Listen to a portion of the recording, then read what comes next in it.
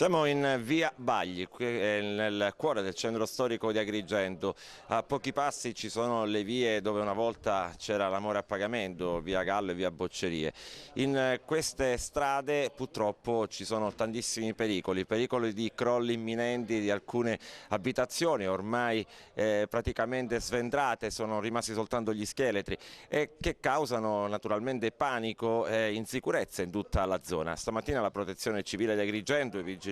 urbani e l'ufficio tecnico comunale sono intervenuti qui per effettuare una ventina di sgomberi. 20 persone sono state costrette ad uscire dalle proprie abitazioni perché il quartiere deve essere messo in sicurezza, quindi verranno alloggiati in alberghi oppure in casa di amici e parenti, ma da questo momento in poi via Bagli è off limits in diversi punti. Altra giornata di sgomberi in centro storico, stavolta la via Bagli è comunque conosciuta per un vecchio cedimento di un immobile nei mesi scorsi. Sì, è una zona dove noi stiamo già lavorando da tempo in verità ed è una zona che continuamente si degrada perché ogni perturbazione, ogni giornata di vento, soprattutto quando c'è scirocco, notiamo dei movimenti che sicuramente ci fanno preoccupare.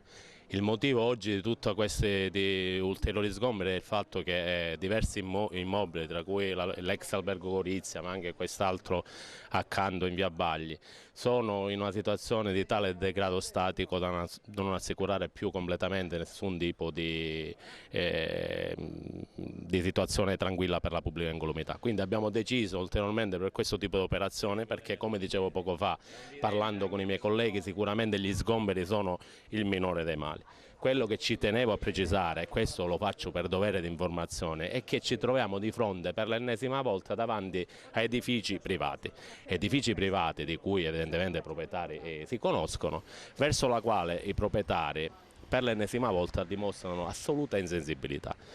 Ora in questo caso noi abbiamo emesso e stiamo continuando a emettere ulteriori ordinanze di messa in sicurezza, ma è chiaro che ci si deve rendere conto una volta e per tutte, sicuramente non abbiamo bisogno di episodi come quello di Barletta per capirlo, che in centro storico, soprattutto nella situazione di degrado statico come questa, non bisogna aspettare che ci scappi il morto per muoversi.